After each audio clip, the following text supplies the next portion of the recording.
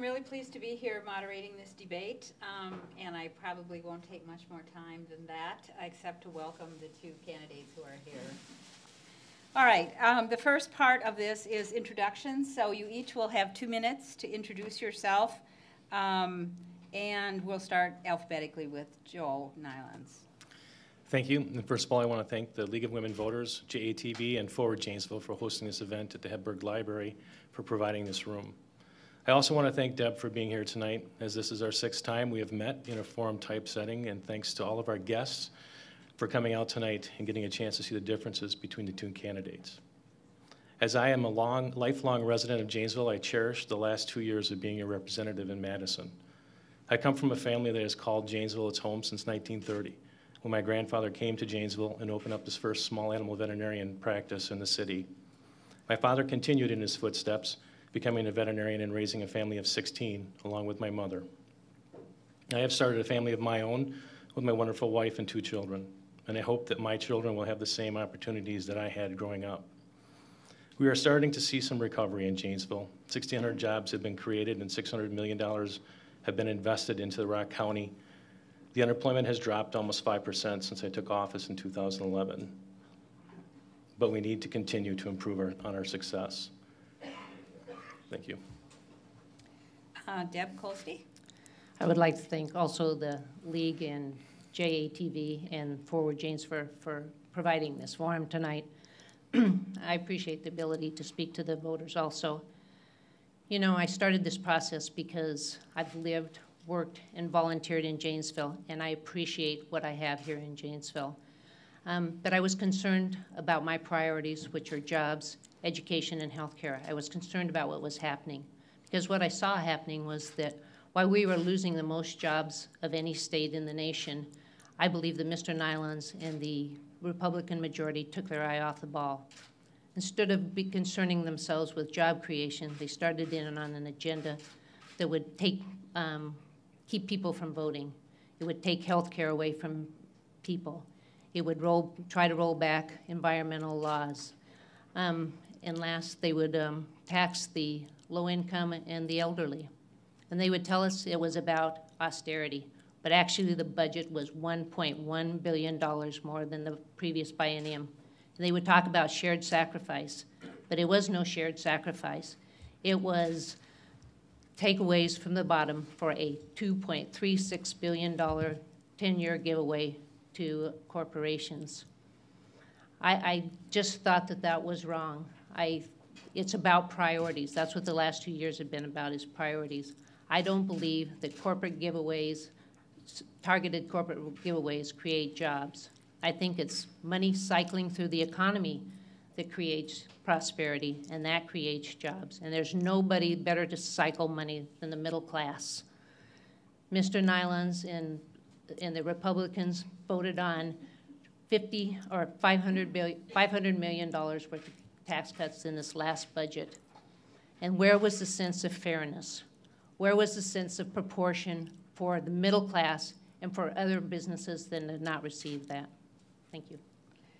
All right, now we'll begin our series of questions for each of you to answer. You remember that you have a minute for your reply. Keep your eye on the timekeepers. They're fierce. So we'll start with Deb Kolste then for this one. What strategies will you adopt for dealing with the polarization of state government? Well, the same strategies I used on school board. You know, it's a group of people that come from all walks of life, and we work for one goal. And that should be actually what happens in the legislature. It should not be about polarization. It should be about working together. Mr. Knilans voted 99.48% of the time with his party. I just think that if you're not open to other points of views, it will be hard to reach consensus and learn that it's about compromise. You know, when they say it's bipartisan, what it really means is that bipartisan by the very term doesn't mean that you reach general consensus on everything. It means that you compromise. And I think that I've showed in my past work that I am willing to compromise. Joe? Thank you for the question. I've demonstrated in Madison already that I have been bipartisan by passing 5 pieces of legislation that I authored that were supported by Democrats and Republicans overwhelmingly in the Assembly. Matter of fact, one piece of legislation that my opponent has made small of was the blind and visually impaired, which allowed students leaving college that are blind or leaving high school that are blind an opportunity to get textbooks at a lower cost. Because for 20 years, Democrats and Republicans have tried to get this piece through, and they couldn't. And it took a freshman legislator to come up there and bring both sides together and work with them and have a phone call with 30 publishers on the line and advocates for the bill in the same committee room, working out a deal 2 or 3 times until we came out with a good compromise that both sides could agree with. That's a true legislator. True, I voted with my Republican Party on many things, just like the Democrats voted with their party on their things. But a true legislator is able to work with his things across the aisle and bring everybody aboard and pass their piece of legislation that he proposes. And I think I've proven that already. Thank you. Next question, we'll start with you, Joe. What standards will you have for responding to and communicating with constituents? My first year up there was pretty tough. We had a lot of contacts. Over thousands of contacts came in during the budget repair bill, and it was very hard to get back with everybody. I apologize for that, but I did talk to many people for 45 minutes to an hour on the phone in my office, talking to them about their concerns and their issues. Whether they agreed with me or not, I listened to them and let them talk to me unless they got rude and unruly where they called names and stuff, and then I ended the conversation. And that happened many times. But a lot of times I was able to have nice conversations with the constituents of Janesville, discuss the issues, and we had a mutual agreement that we may disagree, but we agreed on some things. So I will continue to do that in my next 2 years that I'm up there. And I think that is important to reach out to your constituents. And I'm reaching out right now, hearing from people when I knock on doors, the different concerns that they have. And there's a lot of concerns that I'm hearing. Deb? Well, reaching my constituents won't be a hard part for me because that's what I do best. I mean, I've been knocking on doors incessantly since I started this process. That is the most important thing I will do. Most of my literature talks about that's what I want to be known for. I want to be known for constituency services. At a forum one time, a lady asked me, how was I going to meet the people that weren't involved in the system? Because, they have concerns also. And I mentioned that I would have to go to those neighborhoods. You have to make yourself available. I've tried to attend, my life here in Janesville is about attending to service organizations and being involved in the community. And that's another way to help constituents because they see you out and about and they know that you're concerned and they know that you will be involved in the community. And I just will continue that. Thank you. For the next question, we'll start with Deb. What is a personal weakness of yours that may impact your service in the Assembly, and how will you deal with it? Well, sometimes people would say that maybe I try to do too much by myself and that I might get worn out doing that. And sometimes I might agree with them. So I think, because I will want to be the best constituents, do the best constituency services, I will have to delegate. I will have to allow people to help me. Some people also said I was too nice, but we've already proven that to be a falsehood, so. Thank you. Joe? It's kind of hard because we all have weaknesses, and how do you choose which weakness is your worst is hard to determine. We're not perfect. We were put on this earth as not being perfect, and I guess my biggest weaknesses is sometimes believing people too much and accepting the truth and or accepting their explanation and finding out that I was betrayed by them, and that's probably my biggest weakness. Okay, thank you. The next question, we'll start with you, Joe. A recent change to the state's landlord and tenant law allows landlords to immediately dispose of personal property belonging to evicted tenants instead of storing it for 30 days after eviction so it may be claimed by the owner. Landlords can also continue eviction proceedings against tenants even when past due payments of rent are made. What is your view of this change in Wisconsin law? There was a very touchy subject up there in Madison when I was up there, and I think that we have to look at the landlords. This is a business for them, and we have to make sure that they're taken care of when they put a house out there for rent, and the people rent that. They sign an agreement and a contract that says that I will pay you rent, and your rent will be paid every month at this time, and your utilities be paid. And if someone breaks that contract, then breaking that contract leaves them at a point where the landlord should be able to do that with them. That, I'm sorry, but the contract is a contract. Deb? Well, they may have broken the contract, but it's still their property. I don't believe, these are hard times. People just need to walk around to the service organizations that I work in and understand that it's not always easy for people around here. They do have a contract with the homeowner, I agree, but that's still their property. There was a plan in force to just store it and allow it to be taken back. If you were able to confiscate everything that was in that household, that would just lead to more devastation. There has to be a game plan. You're right. You can't leave the homeowner out to dry, but you also cannot, in my estimation, do that to people that are unfortunate, especially when they paid back rents. So, thank you. Next question will begin with Deb. Deb, what do you see as the role of state government in attracting businesses and needed workers to Wisconsin? Well, it is, somebody said to me tonight, I got this brochure in the mail, and it was from the Heritage Foundation, which is a very conservative think tank. And I was surprised at some of the things they said, because we've been so bent on giving corporate tax breaks in this state, trying to entice businesses. But this is from the Heritage Foundation on business climate. Their third chapter was Avoid Corporate Welfare.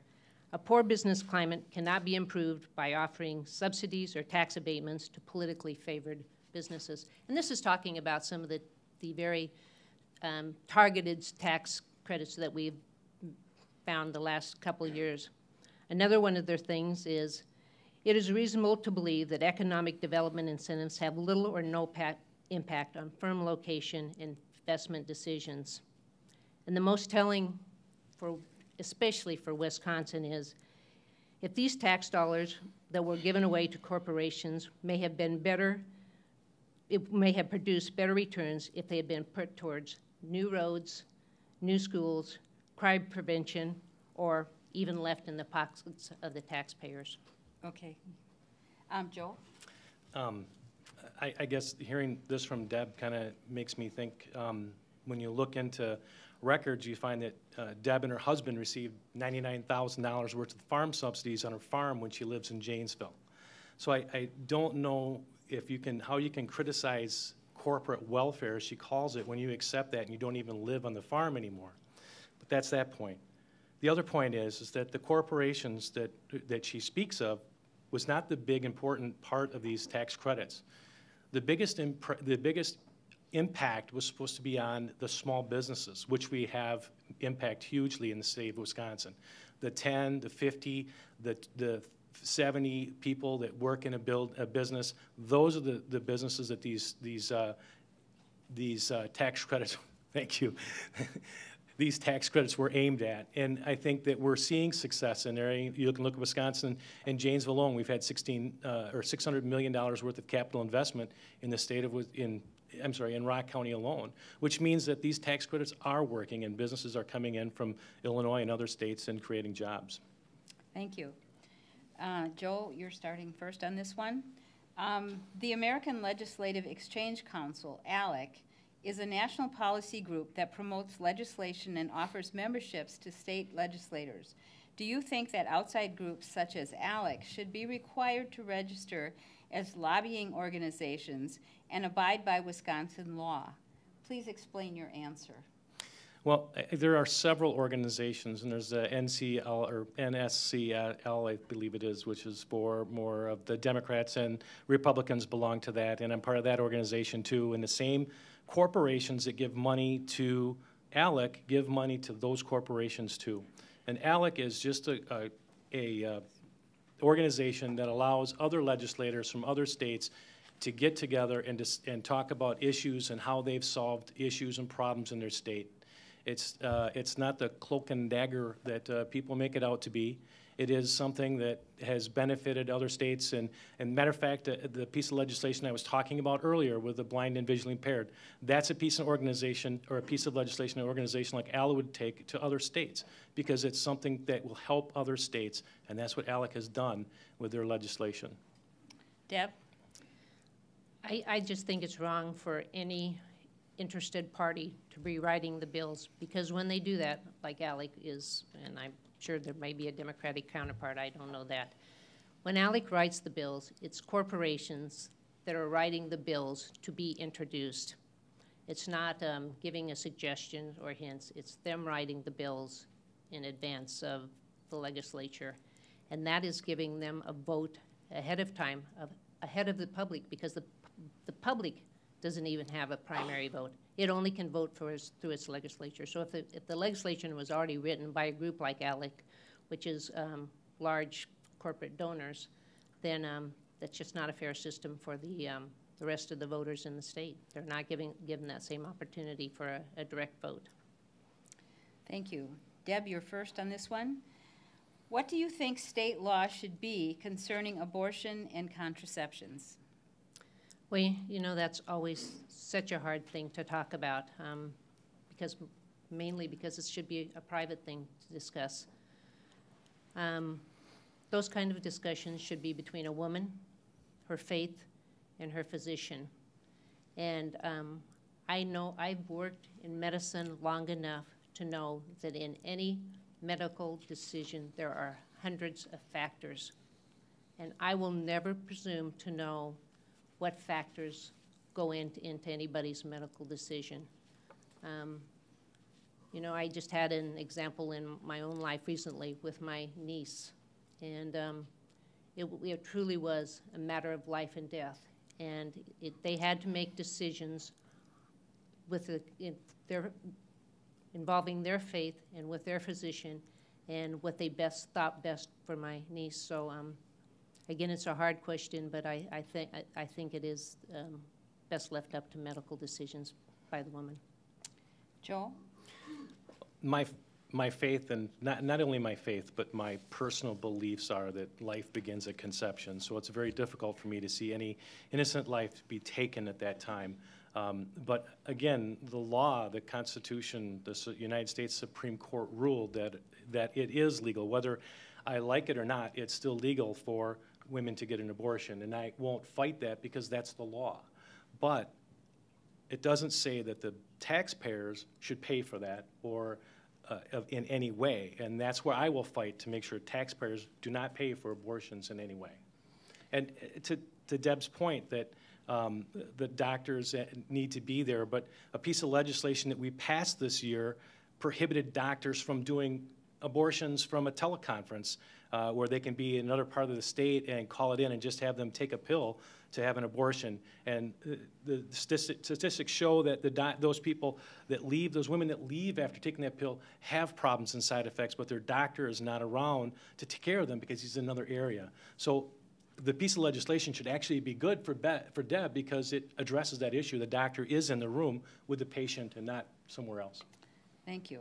We're going to insert a question from the audience here, and we'll start with you, Joel. What is your answer to getting the repeat drunk drivers off the road? My wife and I talk about this a lot, and it's a very important question that we need to look at because the first offense could be my family. The first offense could be your family. And that's what concerns me about drunken driving, is that we need to address that issue. We need to address it aggressively. But then you have to look at the cost of incarcerating somebody if you put them in jail. I know Chief Moore came to me and asked me one time, he said, just not too long ago, he said, is there any way we can get some legislation passed that after the 4th DUI, we can confiscate their car? And it's like, why do we have to wait till the 4th DUI? I mean, why can't we do this right away? Because, like I said, it doesn't even have to be an offense. They can not even have a drunk driving and drive that car and kill your family. And we have to make statements to make sure that people understand that when they're making that decision to drink alcohol in the bar and drink too much, that decision has a consequence. Because a lot of people, their actions today in society, there's no consequence for their actions. Deb? Well, you know, alcohol consumption in the state is a very big problem and one that needs to be addressed on all sorts of levels. That's why I was very upset when, you know, when we should be talking about how to curb alcohol. One of the main pieces of legislation that was passed this year was 6 a.m. Alcohol sales. So I think drunk driving is a horrendous thing. I think it is a big concern of all of us. I know that here in Rock County they are trying a new protocol through the court systems, and hopefully that will help. I think it is imperative upon us to try to even set a different tenor when we start talking about alcohol. There can't be the same pride when we talk about, you know, the drunk driving or how much we can drink in Wisconsin. I think there just needs to be a whole new tenor set. But I hope the Rock County court systems has a good option and something that maybe can be brought throughout the state. We'll wait and see. Next question, also from the audience. We'll start with Deb. In the interests of shared sacrifice, would you consider cutbacks on compensation and pensions for state legislators? Absolutely. Joel? Well, I have to agree. I mean, coming from the private sector, not many people have the generous benefits and pensions that we have, although with the law passed on Act 10, legislators are paying into their pension, which they weren't before, and past legislators, and they're paying into their health care, and just like the private sector, but we still have a generous plan. And yeah, if there's ways we can curb that, we believe we should do it nationally too. It's not just a state issue, it should be nationally too. Okay, thank you. We'll start with you on this next question, Joe. In your understanding, how has Act 10 and the 2011-13 state budget affected Wisconsin's K-12 public schools?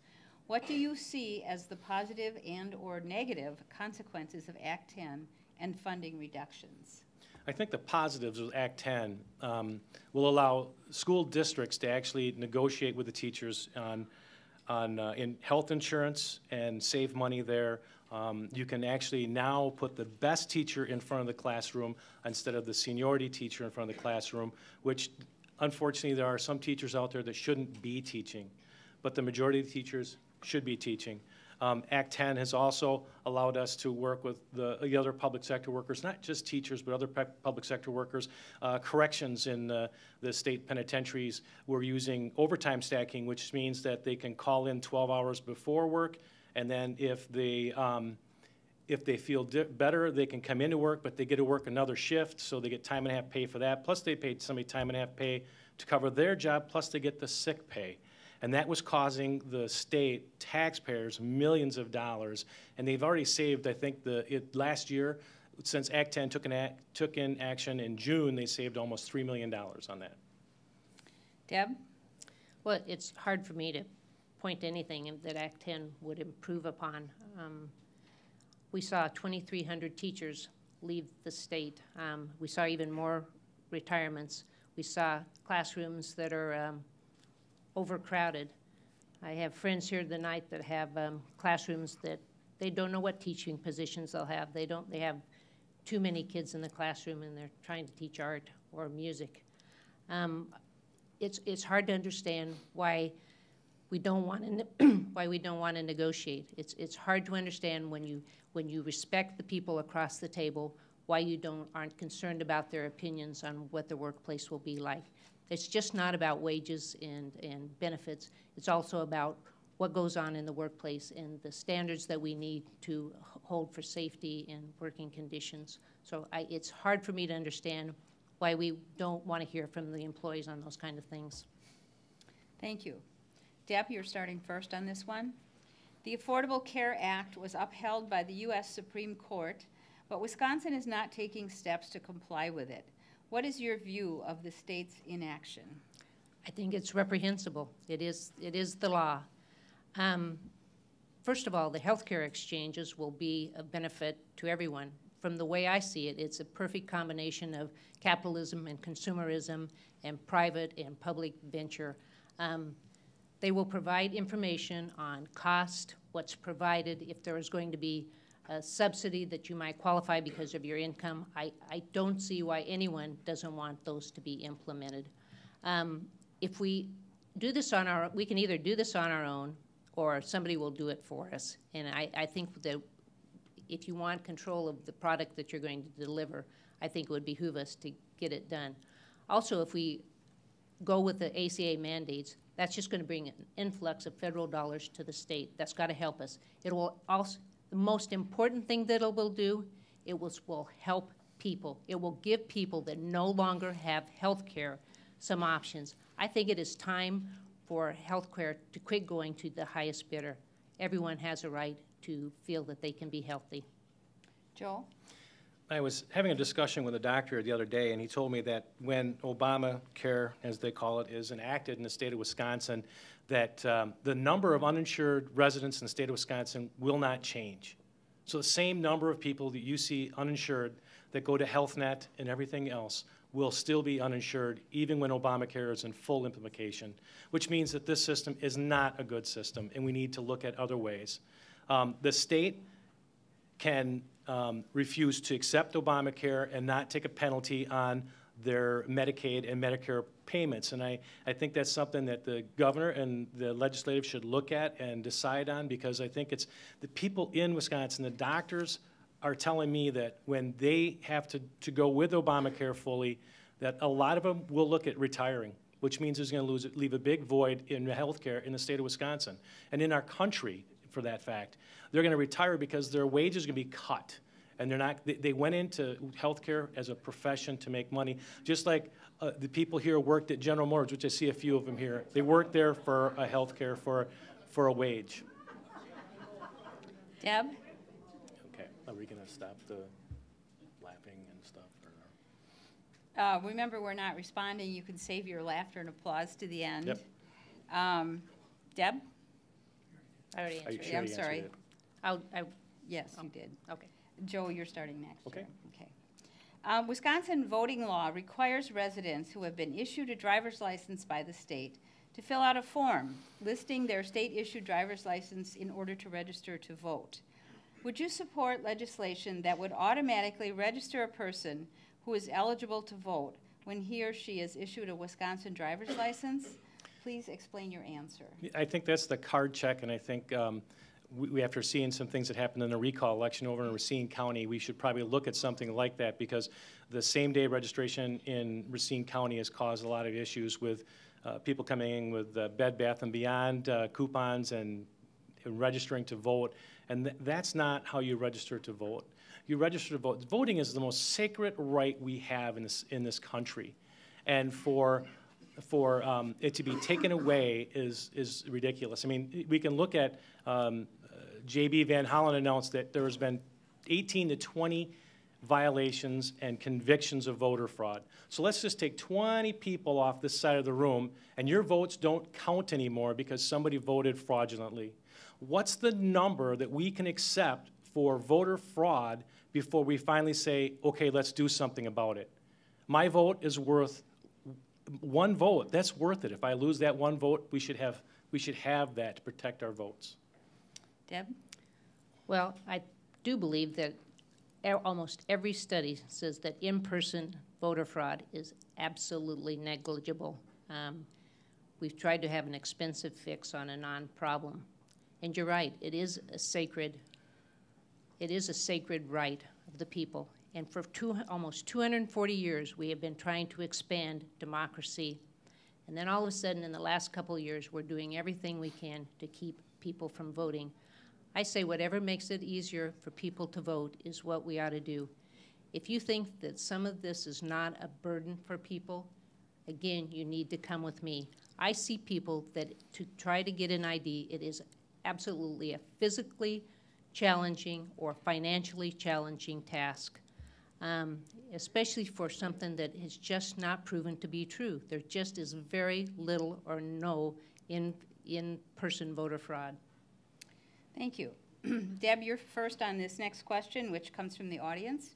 How do you feel about stronger immigration laws statewide? No, that's one I hadn't thought about. You know, I think that, you know, we have always been a country of immigrants, but we've also always been a country of laws. I don't know. First of all, it's not a state issue.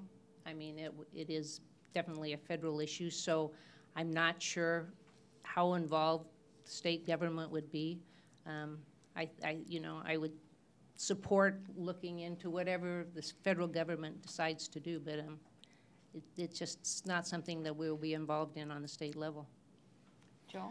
Well, I'm surprised Deb doesn't think it's a state issue when you look at Arizona and all the problems they went through with the Supreme Court because they challenged that. The issue is that when there are illegal residents here and they are pulled over, the state of Arizona passed a law that allowed officers to ask for IDs. And there's nothing wrong with asking for IDs. I get asked for an ID if I get pulled over, a driver's license. Why shouldn't everybody? No matter your skin color, you should still be able to be asked if you have identification to legally be in this country. Because that's the word, legally and illegally. If you are here illegally, you've broken the law. And we need to look at that. We need to find out how we can do it. What can we do at the state level? We can enforce the identification when police pull over everybody. Everybody gets carded, so there's no discrimination. We can also look at the E85 verification, or the E-verification to verify people to make sure that when they work that they are legal citizens. And if they're not legal citizens, then they need to be addressed. And that's when you call ICE as a state level, and ICE takes care of them. Deb? You did that already. You guys, you're too fast for me. Okay, so Joe, you're first on this one. Statistically, there's a clear link between poverty and failure to be successful in school. One measure of poverty is the number of children qualifying for free or reduced price lunches. That number has increased since 2001, while class size has also increased. What would you do to address this problem? I think what we need to do is we need to reform education so we can break that cycle. And by reforming education means changing the environment in the classroom. I've talked to many teachers as I've knocked on doors, and I toured the schools here in Janesville, and the response I get from a lot of the majority of them is that the classroom environment is toxic. How can kids learn when you have kids that interrupt their education and disrupt the classroom? We need to address those kids and pull them out and educate them separately like we used to do. The PC has got to stop because what's happening is the education of 25 and 30 kids, or 25 kids, or 20 kids, or 15 kids is being ruined by 3 or 4 kids interrupting a classroom. The key to changing poverty is education. But if we don't stop the cycle of pushing these kids through, they're never going to get the education, and they're never going to get out of poverty. They're going to fall right back into their parents' same cycle, and we've got to stop that cycle. Deb? I couldn't agree with Joe more. Education is absolutely the leveler of people for poverty, and that's why it's a shame that we cut so much in educational funding. You know, I had the opportunity to be a Kids Mercy Tour leader when I was volunteered for Mercy. And we had SAGE program, and they still do, but it's just in so few classes, where kids that lived in poverty were able to have smaller class sizes so that they could learn, because they have so many problems when they come to school, so that they could learn in a smaller environment, and it worked. The kids that came from the SAGE schools were absolutely the delight of us all. there are problems in schools, and I think that's why we need to give teachers more resources and more backing and less vilification. Thank you. Deb, you're starting with this question. What should a new mining bill include? Well, you know, and Senator Cullen right now is going through the state and looking at our laws, because we do have mining laws. We actually do have mining already in Wisconsin.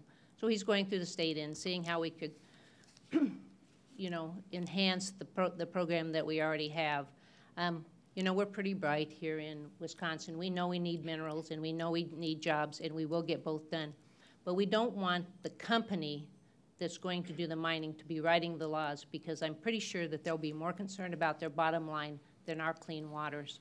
So we need to make sure that we are able to have mining, but that we need to do it responsibly.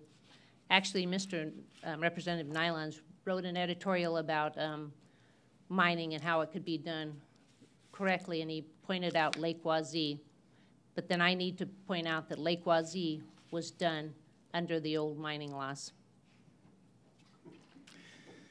The reason we don't have mining in the state of Wisconsin is it's been regulated out of the state of Wisconsin. That's why we don't have mining in the state of Wisconsin. We've got mining laws, but those mining laws put iron ore and they put sulfate mining together. And that's what the last mining bill was to do, was to separate the two, because mining ore is just crushing the ore and pulling the ore out with magnets. To address the issue of dirty water and dirty air, my family drinks the water, my children drink the water, my wife and the rest of my family drink this water, and we breathe this air. And for anyone to think that I would vote for a piece of legislation that's going to poison the water that I drink or my kids drink, that's not going to happen. We need a mining bill. We need a good mining bill. We had one that was close to that, and it was even adjusted more at the request of Senator Schultz and a couple others. So I think when we come back, we're going to see a good piece of mining bill, and it's going to pass the Assembly and the Senate. This next question is from the audience, and Joe, we're starting with you. What is your view of public financing of campaigns? That's probably from Andy here. He talks about that a lot. A lot of people use that, but a lot of people haven't used it because the cost of campaigning today is so expensive. I was fortunate enough the last time to face Mr. Sheridan, who's in here, who had $70,000 in his campaign chest. I had 17.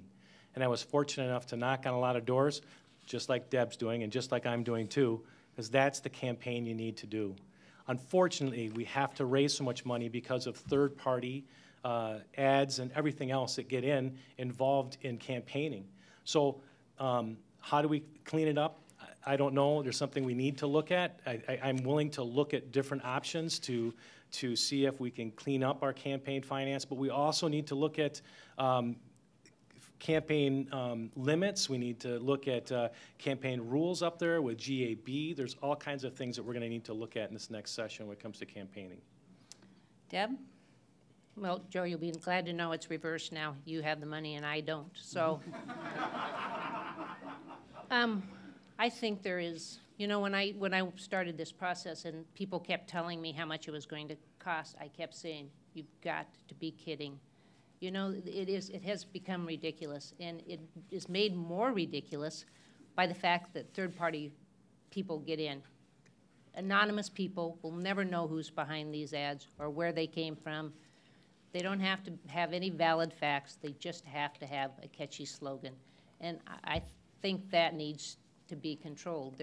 There's just so much in politics that we can't control. And actually, I think debates like this are far better than some anonymous person putting out a flyer that doesn't speak to the truth or even speak to the candidate that they're trying to attack or to glorify. So, thank you. This is also from the audience, and this is for Deb to begin with. Early in 2011, the legislature and Governor Walker, at the request of the insurance lobby, rolled back minimum auto insurance limits from $100,000 to the 1978 limits of $25,000. Insurance premiums have not been correspondingly reduced. If elected, will you vote to reinstate the higher limits and other pro-consumer insurance laws which were in effect in 2010? Well, I'm going to take a little bit of pass on this and know that if I get into office, I will certainly look a great deal into it. I mean, those numbers don't make sense that we would roll them back when nothing in healthcare has been rolled back at all for liability or anything else. So, I mean, those numbers just don't make sense to me, so I certainly would need to investigate them, but I honestly don't know very much about it right now. So I just know that there's many things in my life that I haven't known about, and I know that there will be many things when I go to Madison that I will have to learn. But I've also started a business without having run a business before. I went on school board, and I think I did a fine job without ever having been on school board before. So know that I will work hard to find out those answers. Joe? The reason that it was repealed, and it was for, you're talking auto insurance, right? Not health insurance? Right. Okay. The reason that it was repealed was because the higher rates was too expensive for people in the state of Wisconsin to afford that auto insurance. So we repealed that, and the rates will come back down. They should have come back down already, and we need to work on that to force these insurance companies to bring their rates back down. But that was the reason that we repealed it the last time. It was some would say it was a gift to trial lawyers that we bumped the rates up so they had more money to sue for, but what it did was it drove more people out of being able to afford health care or auto insurance, and that's what that repeal was for. Thank you. Another question from the audience. Joe, with you as the lead. How will you restore the quality of public education for which Wisconsin has been known? And I know we already had an education question, but I think this has a slightly different focus. No, this is a good question. The one thing we need to look at is we can throw all the money we want at salaries and pensions and benefits, but that's not going to change the environment in the classroom. Again, like I mentioned earlier, it's the toxic environment in the classrooms that is causing teachers to have a harder time teaching kids, and for kids for a harder time for them to learn. So one of the things that I would do is look at accountability for parents. A piece of legislation I'm working on is educational neglect. And what this will do, this will address the parents who are not participating in education with their kids, helping them with their homework. But we've got to look at, too, why these parents aren't doing that. Is it because they work 2 jobs and they can't afford it? They don't have the time to work with their kids? If that's the case, then we need to help them in after-school programs. If the parents are not educated enough, which we have them out there too, then we need to make sure that those kids have their homework done in an after-school program, because getting their homework done is the most important thing for the next day in the classroom, and that will help clean up the toxic environment in these classrooms. And the toxic environment is not from the teachers. It's from the students, the children who are ruling these classrooms. Deb? I kind of disagree with calling children toxic elements, but Some of them are.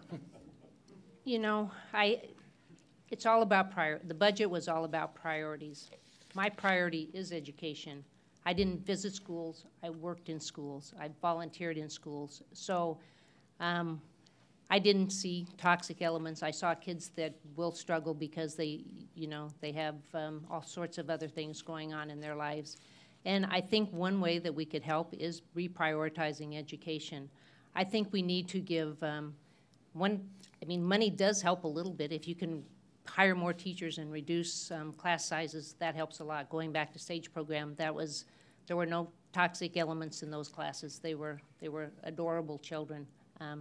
So money does help a little bit. I think it just needs to be reprioritized, and we need to no profession is perfect, but I think that we have vilified our teachers enough. I think they work hard, and the majority of them do a truly fantastic job. Deb, another question from the audience. Are you in favor of or opposed to school vouchers to pay for private or parochial schools? Explain your answer. Well, as somebody who sat on school board for 9 years, I am not in favor of vouchers to unaccountable schools. They, actually, this year while we were decimating education, we gave $300 million to unaccountable private voucher schools. They're just not held accountable to the same standards that public schools are. They don't have the same testing. They don't have the same, they don't have to take all kids. They don't have the same things that they have to match to. So I just disagree. I think that our country was founded on public schools. That was one of the most important things that we could provide. And the more you take out of public schools and send it to private schools, it soon just weakens the whole system, and the whole country will pay if we don't keep a strong public education. Joe? I think we can look at the Milwaukee school system as a unfortunately, toxic failure of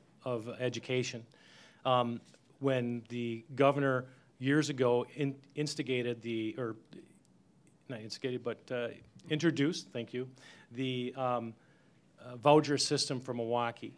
He allowed people to take their children out of failing schools and put them into a parochial school, which has shown success. And to the point that they don't have to take them.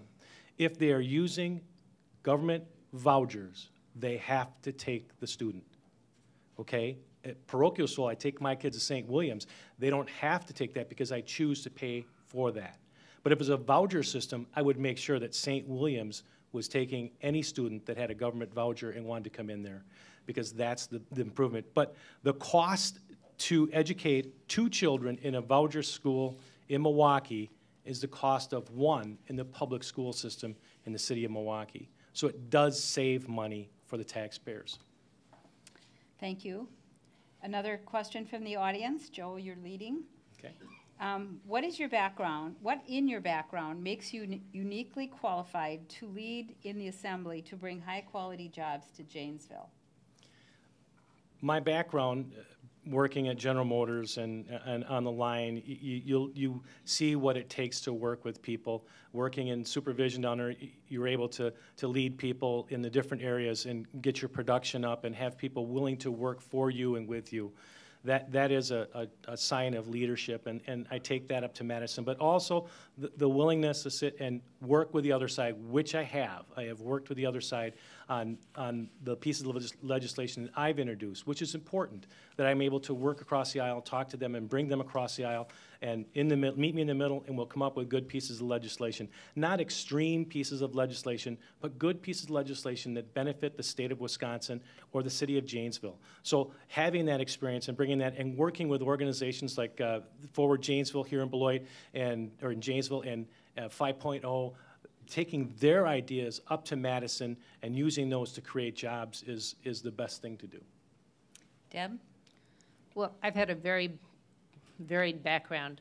I have a number of hours towards an MBA from Wichita State University. I've owned businesses. My husband and I started and then operated a very successful medical clinic in Kansas. So I've met payroll. I've dealt with regulation, whatever regulations are. I've paid taxes, and I've even sat down and negotiated with employees.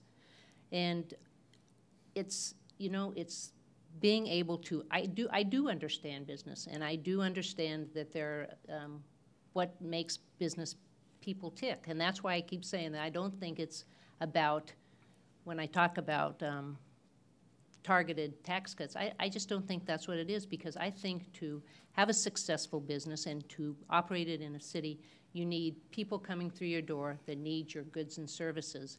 And that's why I want to help the middle class, because I think there's so much pent-up demand for goods and services that the state could go wild in jobs if we could get that to happen. Thank you. Deb, you're leading on this one. Will you support right-to-work legislation?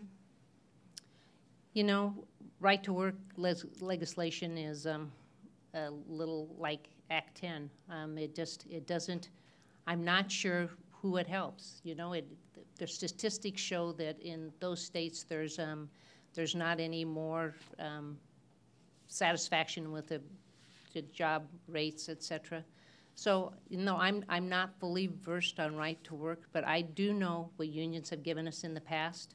I do know that I enjoy days off. I enjoy vacations. I'm happy that there's workman compensation available. I'm glad I have sick days. I'm glad that pensions have been developed. So those are the things that I know that unions struggled for and got for the rest of us. How that works in right to life state, you know, how much we will start going back down the road. I'm very concerned also about living wage jobs. And what I see right now, that's just not happening. We need companies to step up and create living wages. Joel? No, I would not support a right-to-work state. Coming from the private sector union, I've seen how private sector unions work. There's a difference between Act 10 and right-to-work. Act 10 addressed public sector unions, and in public sector unions, it's different. A private sector union, if I could choose who was going to be on the other side of the table negotiating with me, if I could pick a manager who I know was going to be friendly to my union, I could pick him and put him there, that'd be great, because I would get everything that I wanted in a private sector union. But that doesn't happen. There's an adversarial relationship between management and unions, which comes up with the best contracts, because both sides fight for what's best for who they represent. Public sector workers is a different, unions is a different position. When you elect somebody who's endorsed by unions, what they do is they promise the unions that they're going to do these things for them when they get to Madison, or they get to the school board, or they get to the city council. That is not who you're supposed to represent. You're supposed to represent the taxpayers, not unions, when you're an elected official. Thank you. We've come to our closing here, and so for the closing question, you each have 2 minutes. Okay. Big time here. And the question is, why should voters support you instead of your opponent? And we'll start with you, Joe. Do I start since I started at the beginning? Well, I know, but the way it worked Okay. out here at the end. So why should they? Why should They support me. voters support you Okay. instead of your opponent? I've already forged a relationship up there in Madison with my opponents, with the Democrats, I'm sorry. You know, they are the opponents, I'm sorry, but I've already forged a relationship with them. I've worked across the aisle, I've talked to them, I've been able to work with many things to get things done for the state of Wisconsin. And the way it looks, the Republicans will be in power up there. So what's good for the city of Janesville? We'll have somebody up there that can get things done for the city of Janesville, and that's what I can do. I will work hard for the city of Janesville. I'm not going to promise you that I'm going to bring you back all kinds of things, because we don't have the money at the state level to do that. And some of the decisions that we have made with our budget, with a balanced budget, we have a surplus for the first time in 20 years through the decisions that we've made already. That surplus, we took the largest payment ever and put it into a budget stabilization fund, a rainy day fund for the state of Wisconsin. This has not happened before. This allows us to have money in a savings account, just like you have at home. It's called smart government. And that's how government is supposed to work. It's supposed to work for the taxpayers, not for the special interests, for the taxpayers. And I fight for the taxpayers every day I go up there to make sure that our budget is balanced, just like it is at home, just like it is with the state. We need to live within our means and continue doing that. And I will push for that as I move on in the next session. But other things, too, is that we need to look at reforming education.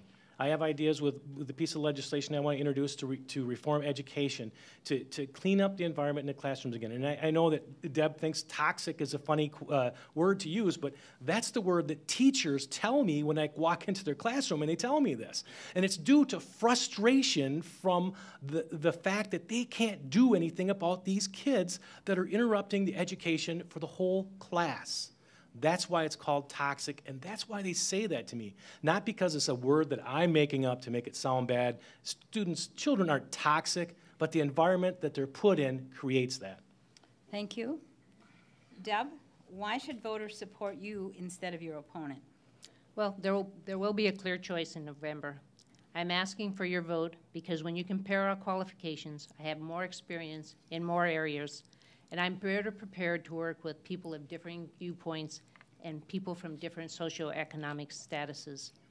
I am the candidate in the race who is truly connected to this community through volunteer service and local leadership. I started my service, community service at the local, at the grassroots level with PTOs, PTAs, volunteering at HealthNet and the YMCA before I started running for office. I am the one who has actually led a locally elected board, serving as president of the school board. And I am the one who started and operated a business. As I said, I've met payroll, I've paid business taxes, hired employees, dealt with regulations, and negotiated with employees. I have practical experience on educational and healthcare policy. Good government requires independent thought and ability to find ways to work with the other side. My record shows that I can do that on the school board. Again, Mr. Knilans voted 99.48% of the time with the Republican leadership. Mr. Knilans also signed a secrecy oath with a law firm when promising not to divulge what happened during redistricting. The taxpayers paid for that. I will never sign an oath with anything other than to uphold the Constitution and to work hard for the constituents of this district. I believe that my opponents' priorities have been wrong for Janesville, and they haven't worked for the state. Spending has actually been higher, but it has not benefited workers, created jobs, helped education, or protected the ill and the aged. I want to be that new and collective voice for Janesville. And thank you all for being here tonight. Thank you, candidates, for being here.